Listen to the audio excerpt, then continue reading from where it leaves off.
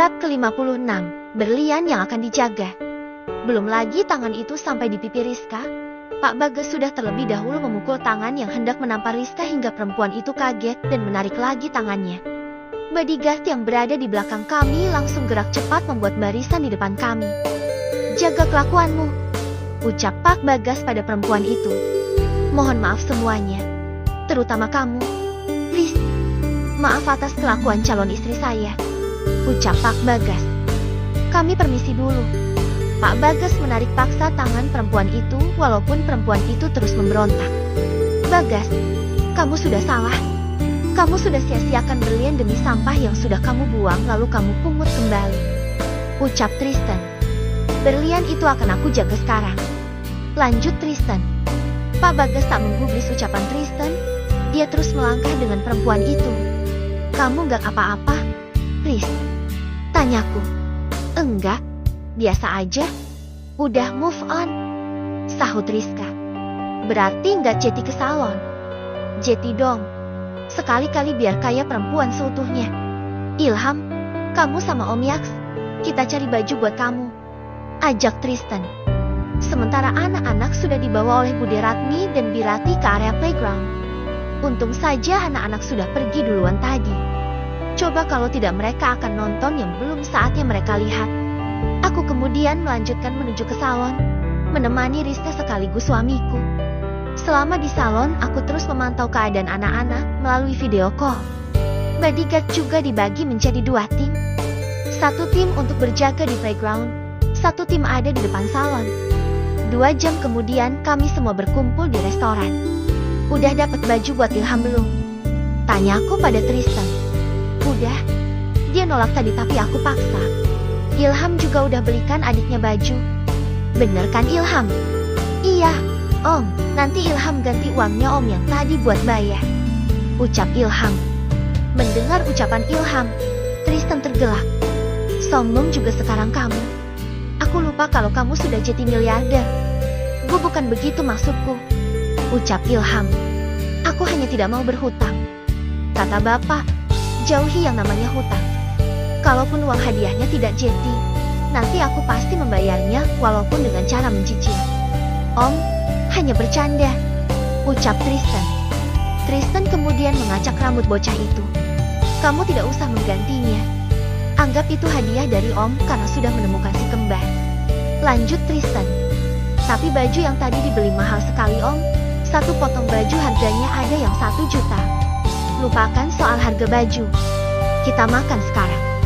Untung saja restoran sudah di-booking terlebih dahulu. Jeti bisa makan bersama, termasuk dengan para bodyguard. "Pak Bambang, teman saya menyampaikan rasa terima kasih untuk Pak Bambang. Katanya, berkat bantuan dari Pak Bambang masjid di lingkungannya bisa diperbaiki," ucap Pak De Parmin. "Sama-sama," jawab suamiku. "Apa dia sudah memutuskan tentang tawaran saya?" "Iya Pak, katanya dia mau. Justru dia sangat berterima kasih mau mempekerjakan mantan napi seperti dia," lanjut Pak De Parmin. "Termasuk saya juga sangat beruntung bisa kembali bekerja. Asal tidak lagi mengulangi kesalahan yang sama. Saya tidak mempersoalkan seberapa buruk masa lalu kalian," ucap suamiku. "Lanjutkan makan kalian. Setelah itu kita pulang." Kami semua lantas melanjutkan makan bersama kemudian pulang ke rumah. Pagi ini, aku harus ke kantor. Ada pekerjaan yang harus aku selesaikan. Sebelum aku pergi, aku harus pastikan makanan untuk anak-anak juga suamiku. Sebelum subuh, aku sudah mulai aktivitasku. "Kanda, aku berangkat dulu ya, nanti Kanda jetikan ke kantor?" tanyaku setelah sarapan selesai. "Pagi ini aku ada jadwal meeting." "Iya, nanti siang Kanda ke kantor," jawab suamiku. "Dinda ikut Tristan atau bagaimana?" Gimana ya?" jawabku bingung. "Ikut aku aja, Fah. Sekalian nanti ada yang aku bicarakan berdua." Setelah Tristan yang baru datang, aku melirik ke arah suamiku, meminta pendapatnya.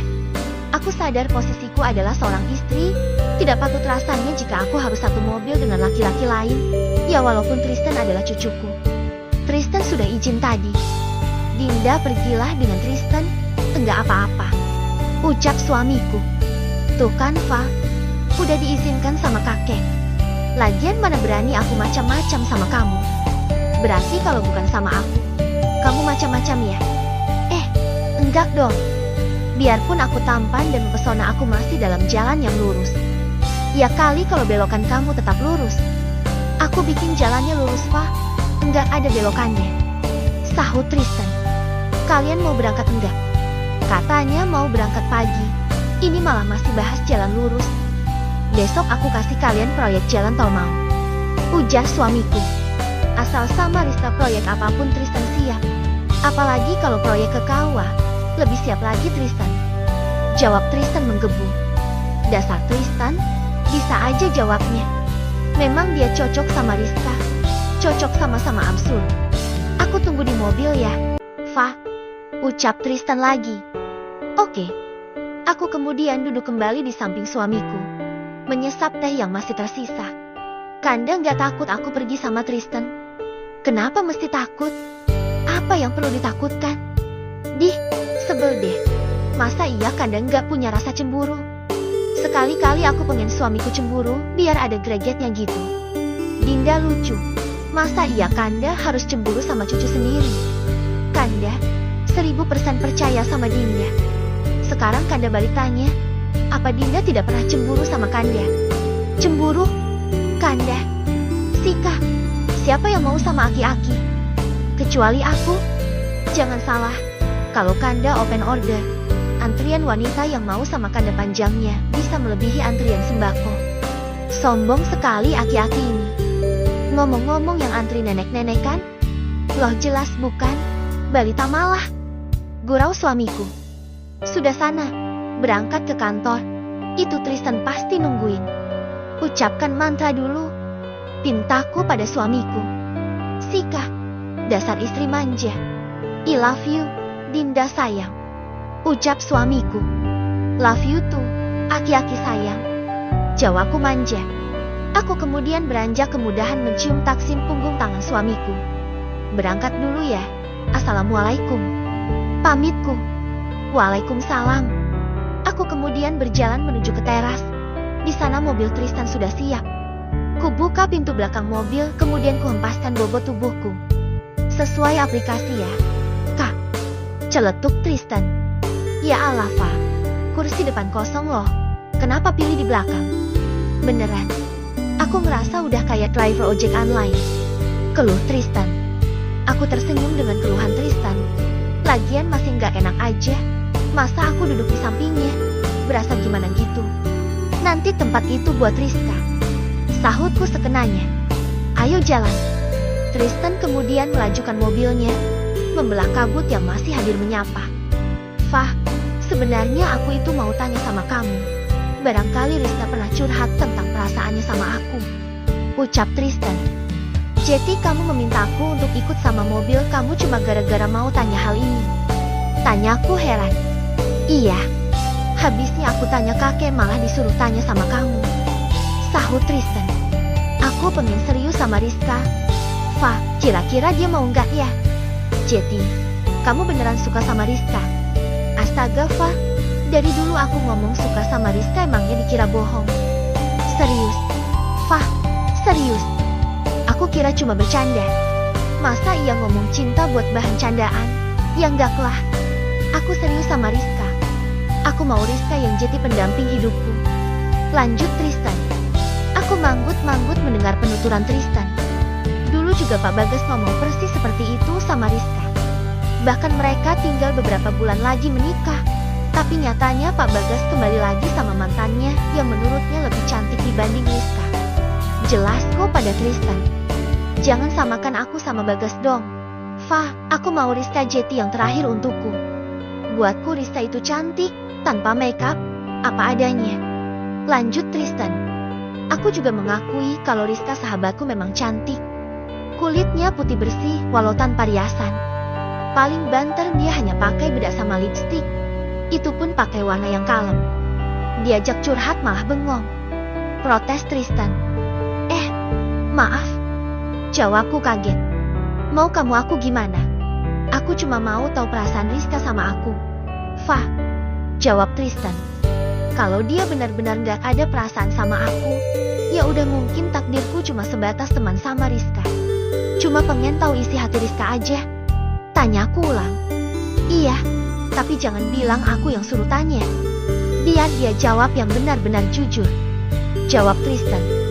Oke, aku tanya nanti. Apapun jawabannya. Apa kamu siap? Siap. Fah.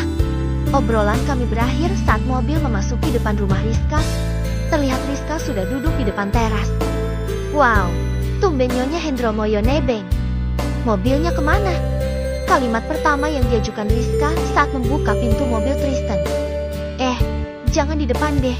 Ikut di belakang aja. Lanjut Rizka. Dengan cepat aku mengunci pintu mobil. Buka kenapa? Fah, pinta Rizka. Aku menurunkan kaca jendela mobil. Joknya penuh. Ucapku. Aku perlihatkan jok di sampingku yang aku isi dengan tas kerjaku. Itu tas bisa dipangku. Usul Rizka. Tasnya nggak mau dipangku. Maunya duduk sendiri. Oh, jawab Rizka singkat. Rizka terlihat menggaruk kepalanya yang tertutup hijab. Kemudian berbalik dan membuka pintu mobil depan. Fah, kamu itu tahu dari mana tasnya minta duduk sendiri? Tanya Rizka saat mobil tengah melaju. Jeti, dari tadi kamu mikirin tas? Iya, aku bingung aja. Sejak kapan tas bisa ngomong? Pokoknya sejak tadi. Jawabku asal. Masa iya aku jawab jujur kalau aku pengen Rizka duduk di dekat Tristan? Kamu gak mau duduk di sampingku? Tanya Tristan. Sebenarnya iya. Bosen tiap hari ketemu. Sahut Rizka ketus. Orang ganteng kayak gini dibosenin. Nanti kalau kamu nikah sama aku, bisa buat perbaiki keturunan. Hidungku mancung, hidungmu enggak. Mataku belok, mata kamu mungil. Apalagi harisma aku tuh terpancar banget. Pasti nanti jadi perpaduan yang pas buat anak kita. Sahut Tristan percaya diri. Yang mau nikah sama kamu itu siapa? Bukannya memperbaiki keturunan malah memperburuk iya. Sumut Rizka. Aku nggak mau ya. Punya anak sifatnya absurd kayak kamu. Kamu nggak ngerasa absurd, Tris? Tanyaku ikut menimpali. Oh tentu saja tidak. Aku itu pendiam. Lemah lembut beda sama dia yang nggak bisa diam. Cibir Rizka. Asal kamu bahagia. Tris, aku terima apapun yang kamu tuduhkan. Ucap Tristan melankonis. Tuduhkan? Enak aja. Emangnya aku nuduh kamu apa? Aku ngomong sesuai fakta. Sepanjang perjalanan mereka terus beradu mulut tanpa henti. Entah ada aja yang jadi topik mereka. 1 jam kemudian mobil sudah terparkir di parkiran khusus kantor. Gegas aku masuk dan menaiki lift menuju lantai 5, tempat kantorku berada.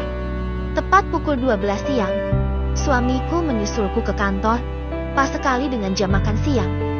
Gimana meetingnya? Tanya suamiku. Lancar, bos. Jawabku. Suamiku hanya tersenyum dengan jawaban yang aku lontarkan. Kanda bawa makan siang buat Dinda. Ucap suamiku. Benarkah? Sepertinya dunia sudah terbalik. Biasanya istri yang ke kantor bawakan suaminya makan siang, ini justru terbalik. Permisi bos. Ini makanannya. Yang lain sudah saya bagi. Ucap Pak Agus yang masuk ke ruanganku. Pak Agus menyerahkan makanan yang tersusun rapi di atas meja tamu. Terima kasih Pak Agus. Ayo kita makan bareng. Ajakku pada Pak Agus. Maaf Nona Bos, Agus mau makan bareng yang lain di luar. Sudah janjian tadi. Tolak Pak Agus. Pak Agus kemudian keluar dari ruanganku. Kini tinggal aku dan suamiku yang berada di dalam ruangan kemudian menikmati makan siang bersama. Sudah beres semua Dinda? Tanya suamiku saat waktu menunjukkan pukul 3 sore. Sudah, tinggal pulang. Jawabku. Kita langsung ke yayasan atau pulang dulu? Hari ini memang ada jadwal ke yayasan milik suamiku. Yayasan sekaligus panti asuhan yang menaungi beberapa panti asuhan yang tersebar di beberapa kota. Kita langsung ke yayasan, anak-anak nanti nyusul ke sana. Jawab suamiku. Aku dan suamiku kemudian turun ke bawah menuju ke lobi kantor. Mobil sudah siap bos. Ucap Pak Agus. Tegas aku dan suamiku naik ke dalam mobil. 2 jam perjalanan kami telah sampai ke yayasan. Gus, kamu pulang saja. Perintah suamiku. Pulangnya nanti gimana, Bos? Sama Parmin. Itu mobilnya kan sudah ada. Jawab suamiku. Mobil minibus yang sudah dimodifikasi hadiah dari Tristan memang sudah terparkir di parkiran. Itu artinya anak-anak sudah sampai duluan di sini. Oke, Bos. Agus pulang dulu. Bunda, seru Alvina yang melihat kedatanganku.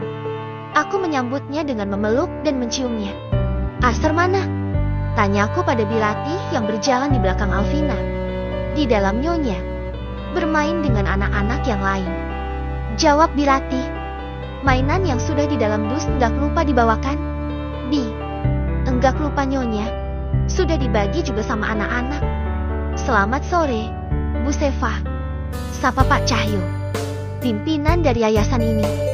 Sore, Pak. Jawabku. Terima kasih untuk mainan yang diberikan untuk anak-anak Bu. Mereka pasti sangat suka. Lanjut Pak Cahyo. Sama-sama, Pak. Suamiku dan Pak Cahyo kemudian menuju ke bagian belakang, memeriksa pembangunan untuk perluasan yayasan. 1 jam lamanya kami berada di yayasan. Lepas itu kami melanjutkan untuk pulang ke rumah. Tante, anak-anak di panti tadi kelihatannya sangat bahagia. Ucap Ilham. Mereka memang harus bahagia. Enggak boleh sedih. Kenapa? Enggak apa-apa, Tante. Ilham boleh nggak ikut tinggal di sana aja? Pinta Ilham. Aku sedikit bingung dengan permintaan Ilham. Kenapa? Apa Ilham nggak betah tinggal di rumah Tante? Tanyaku heran. Bukan itu Tante. Ilham takut merepotkan. Jawab Ilham polos. Aku tersenyum mendengar jawaban Ilham. Enggak merepotkan kok, malah seneng rumahnya jadi ramah. Anak-anak Tante juga senang bermain sama Ilham dan Melati. Tapi itu terserah Ilham. Kalau mau tinggal sama temen-temen yang lain juga nggak apa-apa. Yang penting Ilham sama Melati betah. Ilham menunduk. Mungkin dia masih bingung ingin tinggal di mana. Kalau Ilham ingin kasih uang buat anak-anak yang di panti boleh nggak? Tanya Ilham. Boleh, tapi jangan di panti yang itu ya. Panti itu sudah ada donaturnya. Sepertinya tidak akan kekurangan. Nanti kita cari panti yang lain. Usulku. Apa Pak Bambang donaturnya? Tanya Ilham lagi. Bukan saya. Banyak yang lain yang jadi donaturnya. Sahut suamiku. Kapan-kapan saya ajak ke panti yang lain. 2 bulan lagi tahun ajaran baru. Kamu nanti bisa mulai sekolah. Benarkah? Ilham sangat senang mendengarnya. Enggak nyangka kalau Ilham bisa melanjutkan sekolah lagi. Ucap Ilham bahagia. Kamu mau melanjutkan sampai jenjang manapun akan saya biayai asal kamu jadi anak yang nurut. Sahut suamiku. Uang 10 miliar itu akan saya serahkan kalau sudah waktunya. Kalau usia kamu sudah dewasa. Kalau untuk sekarang saya tidak bisa menyerahkannya pada kamu. Tapi tenang saja, uang itu nantinya tidak akan kurang 1 sen pun. Tetap utuh tanpa dikurangi biaya untuk sekolah atau apapun. Kamu dan Melati akan saya sekolahkan murni dari uang saya. Jelas suamiku. Tidak apa-apa Pak Bambang. Saya dan adik saya disekolahkan saja sudah sangat senang. Apalagi di sini orang-orangnya sangat baik. Sudah seperti keluarga sendiri. Baguslah. Saya suka dengan sikap kamu. Riz, hari ini sibuk nggak? Kukirim pesan pada Rizka, menanyakan kegiatannya hari ini. 5 menit berlalu tapi tidak ada jawaban darinya. Padahal ini hari Sabtu, dia libur kerja. Woi, anaknya Pak Dede. Kukirim pesan lagi pada Rizka karena tak kunjung membalas. Riz, Uyi, masih nafas enggak? 10 menit tak kunjung ada balasan. Ganggu aja kamu. Fa, balas Rizka. Lagi ngapain sih? Luluran. Makanya enggak beos pesan kamu. Luluran. Tumben. Mau kemana? Kan udah aku bilang, persiapan nikahannya Bagas. Biar bisa makin glowing. Sekalian nanti aku mau nyanyi pas resepsi. Niat banget. Mau nyanyi lagu apa? Kandas. Astaga, Rizka. Aku senyum sendiri membaca pesan Rizka. Dasar absurd. Nanti jam 2 kesini. Ada hal penting yang mau aku bicarakan. Tentang apa? Kerjaan? Mails? Bukan, pokoknya penting. Jam 1 nanti Pak Agus suruh jemput. Aku bisa bawa mobil sendiri. Jam 1 aku nyampe. Oke. Gimana Rizka? Tanya suamiku yang sedari tadi di sampingku. Jam 1 nanti katanya nyampe. Jawabku. Masih ada 1 jam lagi. Ucap suamiku. Kita cek ke kamar Tristan Yaks. Barangkali sudah selesai packingnya. Ajakku pada suamiku. Aku dan suamiku kemudian turun ke lantai 2. Kamar Tristan berada. Sudah siap semua? Tanyaku pada Tristan. Sudah. Koper juga sudah siap. Jawab Tristan sambil menunjukkan koper besar di depannya. Kamu yakin? Tanyaku pada Tristan. Yakin. Fa, mungkin ini jalan yang terbaik. Pukul 12 lebih ternyata Rizka sudah sampai. Dia menepati janjinya. Kalian mau pergi? Tanya Rizka saat melihatku membawa tas. Iya. Jawabku. Katanya aku disuruh ke sini, tapi kenapa malah kamu mau pergi? Kamu ikutlah. Sahutku. Kemana? Nanti juga kamu tahu. Aku jadi penisirin. Ucap Rizka dengan gayanya yang khas. Sudah siap semua? Tanya Tristan yang juga sudah bersiap. Tangan Tristan menarik koper berwarna hitam yang akan dibawanya. Kamu mau kemana? Kok bawa koper? Tanya Rizka. Aku mau ke Australia. Riz, hidup di sana. Jawab Tristan. Kok dari kemarin gak bilang? Kenapa mendadak? Lupa. Jawab Tristan singkat. Raut wajah Rizka sudah mulai berubah. Kamu mau ikut? Tawa Tristan. Ngapain? Jagain kanguru di sana. Canda Tristan. Enggak lucu. Kamu beneran mau pindah ke Australia? Beneran lah. Ngapain bohong? Mbak Nisa butuh bantuanku di sana. Kamu baik-baik ya di sini. Kabari aku kalau kamu nikah. Pasti aku datang. Tristan kemudian berjalan ke depan mempersiapkan keberangkatannya. Jadi, kamu mau ke bandara? Fa, tanya Rizka. Iya, kamu ikut kan? Kalau nggak ikut namanya terlalu. Entah, jawab Rizka lirih. Rizka menunduk memainkan jari-jarinya. Kamu sedih? Rizka menggeleng. Walaupun Rizka menyangkal, tapi tidak dengan raut wajahnya. Dia tidak bisa berbohong. Apalagi matanya sudah berkaca-kaca. Ya udah, ayo, ajakku pada Rizka. Aku melangkah mengikuti Tristan. Sudah beberapa langkah, tapi Rizka tak kunjung mengikutiku. Aku berbalik. Siapa sangka, di belakangku Rizka justru sedang sibuk menghapus air matanya.